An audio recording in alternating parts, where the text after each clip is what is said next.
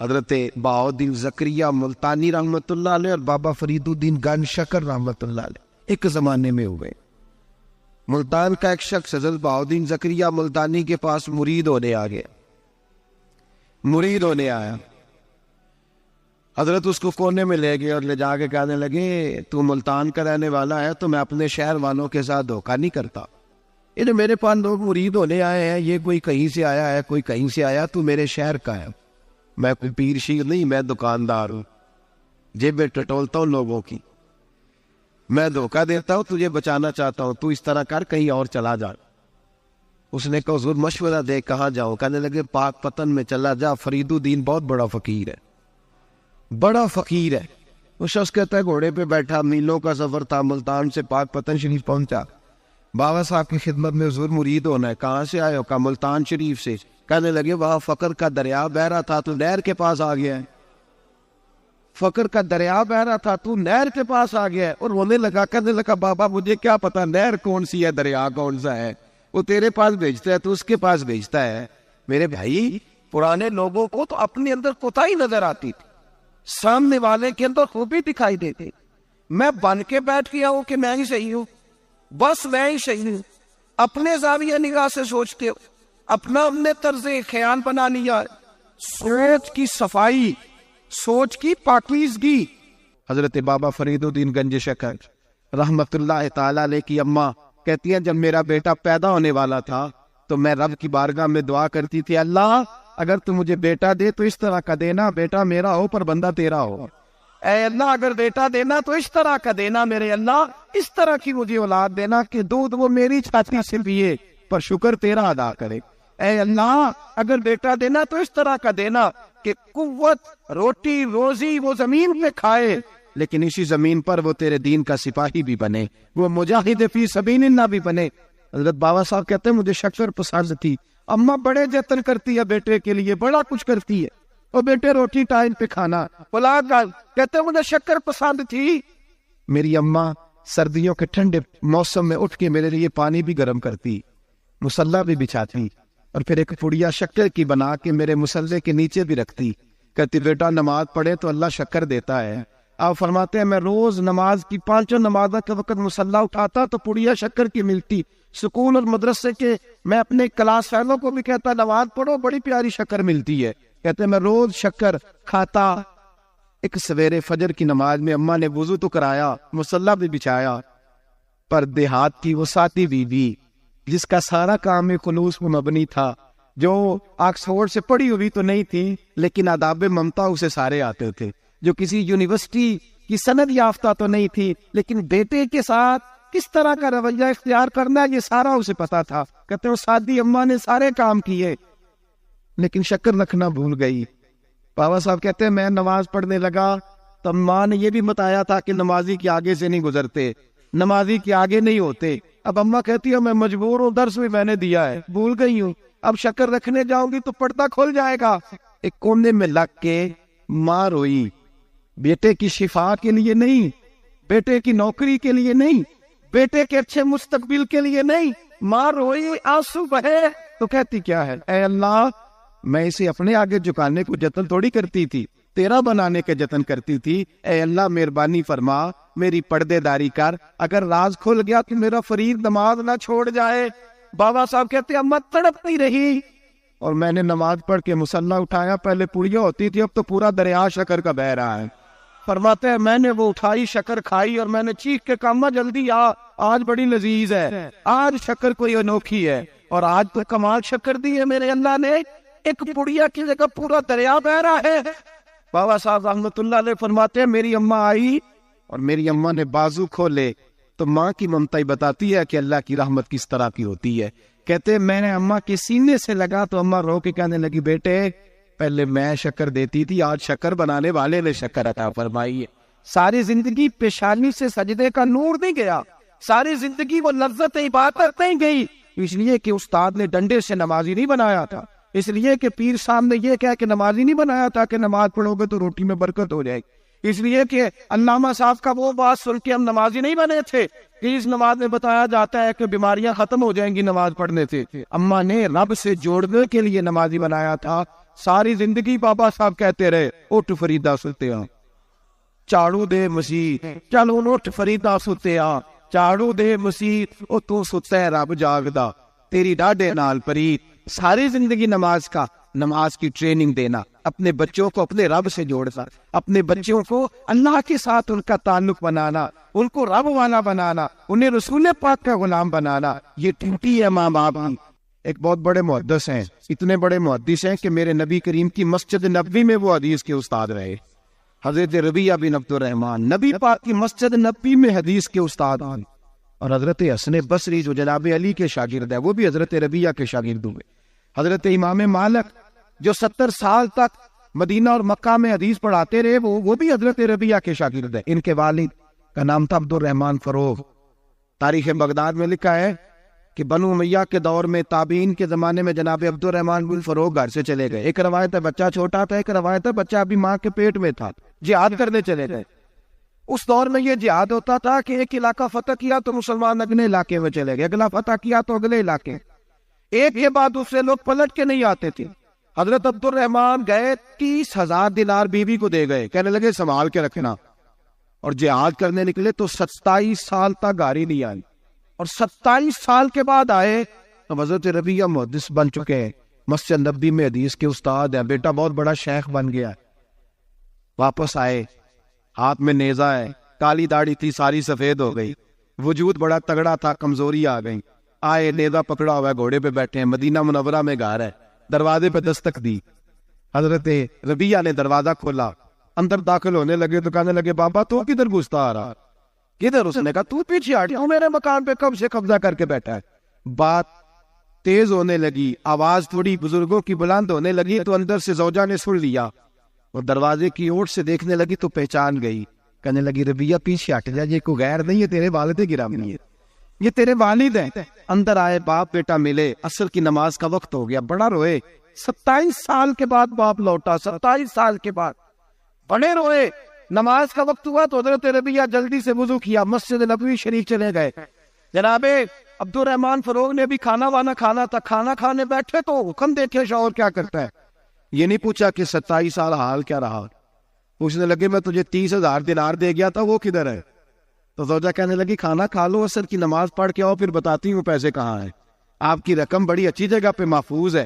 کہتے ہیں میں نماز پڑھنے مسجد گیا, عصر کی نماز کے بعد میرے نبی پاک کے منبر پر ایک نوجوان بیٹھا ہے. گھر میں تو ان کا انداز ٹوپی پہننے کا تھا نا, سادے عام لباس میں. مسجد نبی میں جبہ پہنا ہے, سر پہ امامہ ہے, خوبصورت لب و لہجے میں رسول اللہ کے منبر پر بیٹھ کر, نبی پاک کے منبر پر بیٹھ کر. پتہ نہیں آپ کو اس بات کی لذت نصیب ہو رہی ہے کہ نہیں, عام جگہ نہیں, نبی پاک کے حضور کے منبر پر بیٹھ کر نبی پاک کی حدیثیں سنا رہے ہیں. اتنا بڑا مقدر. کہتے حضرت امام مالک جیسے لوگ, خواجہ حسن بصری جیسے لوگ کاغذ قلم لے کے حدیثوں کی سماعت کر رہے ہیں, ان سے درس لے رہے. جناب عبد الرحمن کہتے ہیں میری نظر اٹھی, کچھ بوڑھا ہو گیا تھا, کچھ اس وقت وہ ٹوپی میں سادے لباس میں تھے, پہچان نہ پایا. ایک شخص سے پوچھا یار ہے تو جوان, پر اس کے چہرے کی نورانیت میرے دل کو بھا گئی ہے تو جوان, پر اس کا حدیثیں بیان کرنے کا انداز میری طبیعت کو گھائل کر گیا. یہ کون ہے جو نبی پاک کی مسجد میں بیٹھ کے حدیثیں بیان کر رہا ہے؟ تو کہتے امام مالک کہنے لگے بابا جی چپ کر جاؤ, ہمارے استاد کے بارے میں اونچے لب و لہجے میں بات نہ کرنا, دیکھتے نہیں کتنے لوگ بیٹھے ہوئے خاموشی سے. تو میں نے کہا مجھے بھی تو بتا دو نا ہے کون. تو کہنے لگے کوئی عبد الرحمن فروغ نام کے بزرگ ہے, یہ ان کے بیٹے ہیں, ربیعہ نام ہے. کہتے جب لفظ کہے تو میرے آنسو چھلک کے باہر آئے, اور میں حضور کی مسجد میں گر گیا اور رونے لگا کہ یہاں اور میرے رسول پاک سید عالم صلی اللہ علیہ وسلم کے منبر پر, اور میرا بیٹا. کہتے میں تڑپ کے گھر گیا, اور گھر جا کے میں نے اپنی بیوی کو جب دیکھا تو میرے آنسو نکل گئے. میری بیوی سمجھ گئی کہ یہ میرے محدث بیٹے کو دیکھ آیا ہے. کہتے ہیں بیوی رو کے کہنے لگی میں نے آپ کے 30,000 دینار آپ کے بیٹے کو مصطفیٰ کریم کی حدیث کا استاد بنانے میں خرچ کرتا ہے. میں نے وہ 30,000 دینار خرچ کر دی ہیں, 30,000 دینار آپ کا بیٹا میں نے. تو کہتے ہیں میں اپنی بیوی کی طرف دیکھنے لگا, میں نے کہا قربان جاؤں, میں اگر اللہ کے دین کے راستے میں تھا تو نے میرے ساتھ نیکی کی ہے, میرا بیٹا بھی دین کے راستے پہ لگا دیا. میرے بھائی, دنیا میں وہ بندہ اچھا نہیں ہوتا جو صرف اکیلا اچھا ہوتا ہے. اچھا وہ بندہ ہوتا ہے جس کا معاشرہ اچھا ہوتا ہے. اچھا وہ بندہ ہوتا ہے جس کا خاندان اچھا ہوتا ہے. اچھا وہ بندہ ہوتا ہے جس کا حلقہ احباب اچھا ہوتا ہے. وہ اکیلا اچھا بن کے بیٹھ کر صرف میں صحیح ہوں اور کوئی بھی نہیں, تو کس طرح صحیح ہو گیا؟ تو اوپر سے گرا ہے, تو کس طرح ٹھیک؟ تیرا نہ باپ ٹھیک معاذ اللہ, نہ تیرا خاندان ٹھیک, نہ معاشرہ ٹھیک, نہ دوست ٹھیک, نہ پیر ٹھیک, نہ استاد ٹھیک, نہ کوئی سیاستدان ٹھیک. دنیا میں جب کوئی صحیح ہے ہی نہیں تو کہاں سے آ گیا اکیلا صحیح؟ یہ کیسے ممکن؟ یہ کس طرح ہو سکتا ہے؟ یہ انا پرستی ہے, یہ نفس کا دھوکہ ہے, یہ اندر کی کوتاہی ہے جو لوگوں کو بڑا بنا دیتے ہیں, پھر اسے لوگ چھوٹے نظر آنے لگتے ہیں.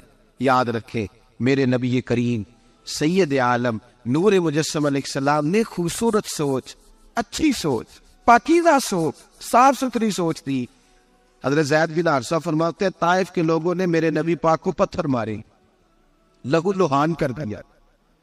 فرماتے وہاں کے کچھ لوگ بھی انہیں برا کہنے لگے, میں بھی برا کہنے لگا, اس لیے کہ یہ تو عرب کے کلچر کے بھی خلاف تھا. عرب معاشرے کے لوگ اپنے مہمان کے ساتھ یہ سلوک نہیں کرتے تھے, چاہے وہ کوئی بھی ہو. اور نبی پاک علیہ السلام نے تو جو دعوت دی اس میں تو حسن بھی بڑا میٹھا تھا, وہ تو لفظوں کے اندر توانائی, خوبصورتی, مٹھاس بھی بڑی تھی. تو یہ تو عرب کے رواج کے بھی خلاف تھا کہ گھر مہمان پہ پتھر مارے جائیں. انہوں نے پتھر مارے, لہو لہان کیا, میں نے بھی برا کہا, معاشرے کے لوگوں نے بھی برا کہا.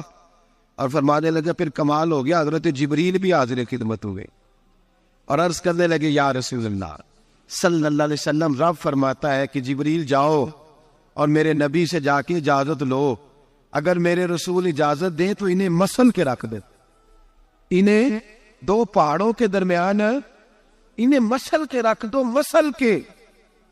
ہمارا کسی سے اختلاف ہو جائے نا تو زور جتنا ہمارے اندر ہو ہم لگا سارا ہی لیتے ہیں. جب پتہ چل جاتا ہے نا کہ میرے تعلقات کتنے کو ہیں, پھر ہم کہتے ہیں چلو دفع کرو, میں نے کیا کہنا ہے. اصل بات پتہ کیا ہوتی ہے کہ انگور کھٹے ہاتھ نہیں پہنچتا, ورنہ اختلاف ہو جائے تو دل ہمارا کرتا ہے کہ پیس کے رکھ دے, لیکن چونکہ اتنی پہنچ نہیں ہوتی تو پھر لوگ واپس آ کے پتہ کیا کہتے ہیں, اور میں نے کہا چلو وہ تو فضول آدمی ہے, میں نے تو نہیں نا اس طرح کا بانٹ دینا. اصل بات یہ ہوتی ہے کہ انگور ہاتھ نہیں پہنچتا. اس کی یا رسول اللہ صلی اللہ علیہ وسلم, رب کریم فرماتا ہے کہ جبریل جا کے آپ اجازت لیں, اگر حضور آپ کو اجازت دے دے. علماء نے یہاں بڑا خوبصورت جملہ لکھا ہے, اگر آپ سمجھتے تھے, بڑی خوبصورت بات لکھی ہے علماء کرام. علماء کہتے ہیں اہل محبت کے لیے فکرہ ہے. علماء کہتے ہیں جو رب کافر کو سزا دینے کے لیے بھی رسول اللہ سے پوچھتا ہے, کافر کو سزا دینے کے لیے بھی کہتا ہے محبوب اگر تو کہے تو سزا دے دو, کافر کو سزا دینے کے لیے پوچھتا ہے. ہم تو رسول اللہ کے کلمہ پڑھنے والے ہیں, اور جو نبی کافر کے بارے میں کہتے ہیں یا اللہ نہیں انہیں نہیں کہنا, تو محبوب اپنے غلاموں کے بارے میں یہی کہیں گے اللہ کوئی نہیں, بھول گئے تھے, معاف فرما دے, معاف کر دے. یہ باریک نقطہ یہاں علماء نے بیان کیا, اس کو سمجھا کر. نبی کریم سید عالم صلی اللہ علیہ وسلم سے پوچھا, عرض کی یا رسول اللہ صلی اللہ علیہ وسلم, حضور رب فرماتا ہے اگر اجازت. اب سوچ کا معیار دیکھیں نبی پاک, حضور کی سوچ کی توانائی دیکھیں. صحت مند دماغ فروغ پاتا ہے اس سے جو افکار ہمیں ہمارے رسول نے دیے. بیمار ذہن لوگ یہاں تک نہیں پہنچ سکتے جن کو سارا زمانہ ہی برا لگتا ہے, فلانا بھی غلط, فلانا بھی غلط, فلانا بھی, تو جناب صحیح کون ہے؟ کہتا میں اکیلا ہی صحیح ہوں. او بھائی صحت مند سوچ نبی پاک نے فراہم کی. یا رسول اللہ اگر آپ اجازت دیں تو تباہ کر دیں, لیکن حضور کی امید دیکھیں, زاویہ نگاہ دیکھیں, سوچ کا معیار دیکھیں. میرے رسول نے فرمایا نہیں, انہیں تباہ نہیں کرنا. حضور کیوں؟ فرمایا ہو سکتا ہے ان کی نسلیں کلمہ پڑھ کے مسلمان ہو جائے. اگر تباہ ہو گئے تو نسلیں کیسی آئیں گی, اولادیں کیسی ہو؟ تو میں ان کی نسلوں سے بھی امید کرتا ہوں کہ میرے پیغام کو سمجھیں گی اور قریب آئے. میرے بھائی یاد رکھیں اس بات کو, سمجھ لیں نبی پاک علیہ السلام نے ہمیں صحت مند سوچ دی ہے, ہمارے افکار و نظریات کو توانائی دی ہے. ہر وقت برا سوچنا, برا گمان کرنا, اس ملک کا کچھ نہیں ہو سکتا, یہ فلاں نہیں ہو, کیوں نہیں ہو سکتا؟ اٹھ باندھ کمر کیوں ڈرتا ہے؟ تو دیکھ خدا کیا کرتا ہے, تو عمل کر اور رزلٹ اللہ تبارک و تعالیٰ پہ چھوڑ دے. سوچ صاف ستھری, نظریات پاک صاف, اچھے افکار پیدا کریں, اچھے خیالات پیدا کریں. حضرت سیدنا امام اعظم ابو حنیفہ رحمۃ اللہ تعالی علیہ کے پاس ایک شخص نے آ کے کہا فلاں آدمی زانی ہے. فرمایا تجھے کیسے پتا چلا؟ اس نے کہا حضور آپ تو. فرمایا کس نے بتایا تھے؟ حضور میری بات تو سنے جلال میں آ گئی. فرمایا تیری طاقت کیا ہے؟ تو نے دیکھا ہے اسے بدکاری کرتے ہیں؟ تو نے کسی عورت کے ساتھ اس کو تنہا پایا ہے ایسی حالت میں دیکھا ہے جس سے پتا چلے کہ گناہ کر رہا تھا؟ فلاں آدمی کہہ رہا تھا. فرمایا اگر میں چیف جسٹس ہوتا تو یہ لٹکا کے 80 کوڑے مارتا. ایک مسلمان کے بارے میں تو نے یہ بات کر دی. اور جو لفظ کہے وہ بڑے سمجھنے والے ہیں. فرمانے لگے تو نے رسول پاک علیہ الصلوۃ والسلام کا فرمان نہیں پڑھا؟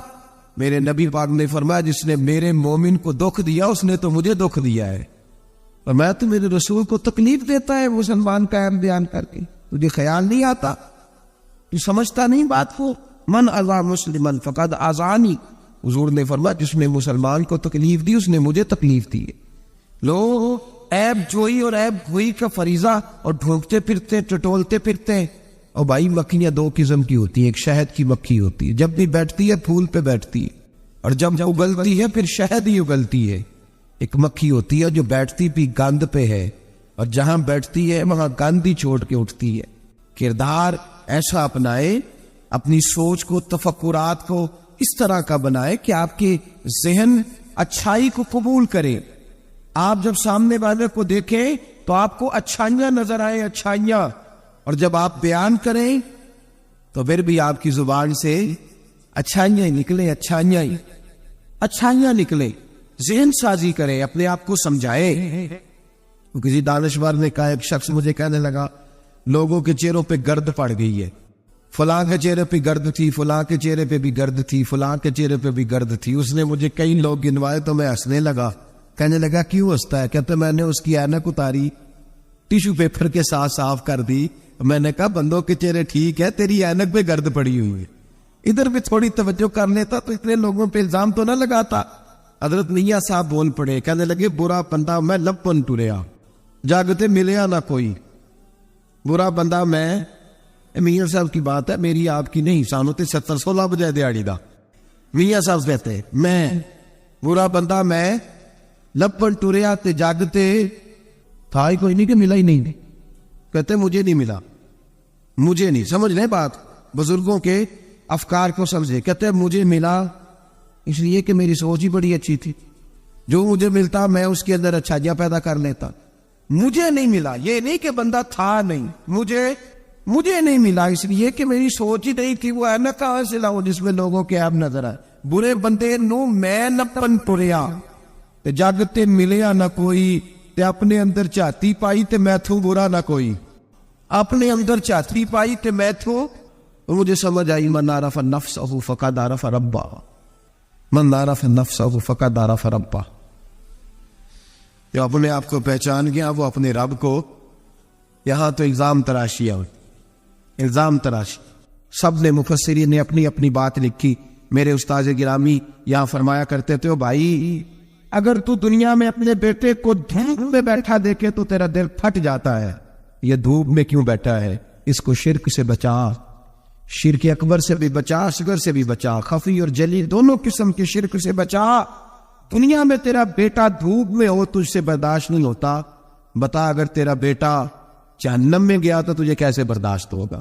آگ میں جلتا ہوا تجھے. اسے اللہ سے جوڑ دے, اسے رسول اللہ صلی اللہ علیہ وسلم کا غلام بنا دے. میرے نبی کریم سید عالم صلی اللہ علیہ وسلم نے فرمایا جب تیرا بیٹا 7 سال کا ہو جائے تو اسے مسجد لے کے جا, 3 سال تک لے کے جا مسجد. 10 سال کا نماز نہ پڑھے تو سزا دے. 3 سال تک خود اپنے ہاتھوں سے ٹریننگ دے, اسے مسجد لے جا, آداب مسجد بتا, اسے نماز سکھا, تو خود لے کر کے جا, بھیجنے کا نہیں کہا. فرمایا جب بچہ 7 سال کا ہو جائے تو اسے مسجد, بڑی محنت کرتے ہیں ہم بیٹے کو بنگلہ دینے کے لیے, بینک بیلنس دینے کے لیے, دن رات ایک کر دیتے. خدا را سے نمازی پر بنانے کی بھی محنت کرو.